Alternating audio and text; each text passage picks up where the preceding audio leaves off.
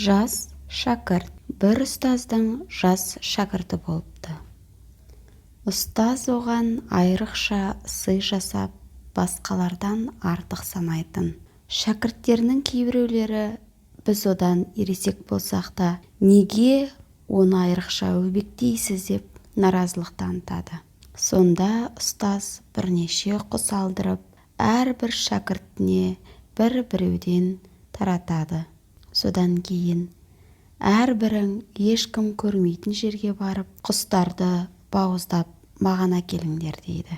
Сүйікті шәкіртіне де бір құспен пышағын беріп, басқаларға айтқанын оған да айтады.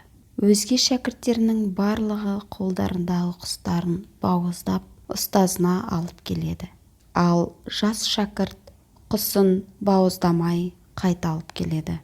Ұстаз оған: басқа жолдастарың секілді сен неге құсты бауыздап әкелмедің деп сұрақ қояды. Сонда ол: ешкім көрмейтін жерді таба алмадым. Өйткені Алла мені барлық жерде көріп тұр деп жауап қатады. Өзге шәкірттер бұл сөзді естіп таңырқап, ұстазына: сіздің жас шәкіртіңіз бұдан да мол сый-сияпатқа лайық екен дейді.